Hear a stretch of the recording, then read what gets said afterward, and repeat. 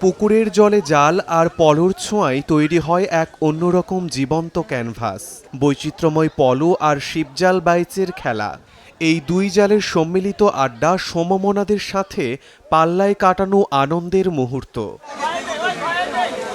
জলবায়ু পরিবর্তন ও পলি পড়ে টাঙ্গাইলের অনেক খালবিল ও নদীর পানি শুকিয়ে যাওয়ায় পুকুরে আয়োজন করা হয় পলো ও শিপজাল বাইচ।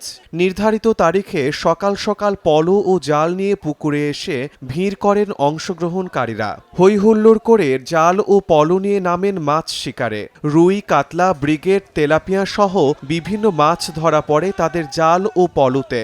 অনেকেই টিকিটের মূল্যের সমপরিমাণে মাছ না ধরতে পারলেও সকলের সাথে এই উৎসবে সামিল হতে পেরেই খুশি। ঐতিহ্য ধরে রাখার জন্য আমরা এই পলো বাইচ দিই, ঠিক আছে। আমরা মনে করেন আমরা বিলেও বাই, আবার পুকুরেও বাই। আমরা কাতল মারছি একটা, আপনি হলো রুই মারছি, আপনি হলো সিলভার ব্রিগেড মারছি, ঘাস কাপ মারছি একটা বড়। লস লাভ ওটা বাজান দেখান যাব না, ওটা লস হইলেও আমরা যাই, লাভ হইলেও যাই। আমরা হাওর বিলে মাছ ওইভাবে পাওয়া যায় না, জমি জমা সব বাড়ি ঘর করে সব বন্ধ হয়ে গেছে। এই জন্য পুকুরে এখন যারা আসছে না পুকুর কিনে সবাই সম্মিলিতভাবে একটা লিস্ট করে।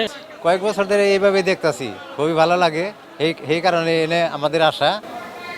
আগে খাল বিলে পর্যাপ্ত পানি ও মাছ থাকায় সেখানে পলো বাইচের আয়োজন করা হতো, কিন্তু এখন পানি ও পর্যাপ্ত মাছ না থাকায় পুকুর কিনে এই বাইচের আয়োজন করা হয়। পুকুরটা আমরা কিনে নিছি, একবারে কিনে নিয়ে আমরা সবাই মিলে গ্রাম বাংলার ঐতিহ্যকে ধরে রাখার জন্য সবাই মিলে পলো আর জাল বাছ দিছি, ঠিক আছে। এটা মনে করেন যে ওই রেশো হারে একটা অ্যামাউন্টে কিনছি, কেনার পরে সবাই টিকিট করে ওইভাবে যার ভাগ্যে যা পরে, যে সিট পরে সেই সিট, কেউ কম মারবে মাছ, কেউ বেশি মারবে, এভাবে আমরা পুকুরটা নিছি। টাঙ্গাইল সদরের পাঁচবিক্রমহাটি এলাকায় একটি পুকুরে আয়োজন করা হয় এই পলো ও শিপজাল বাইচ।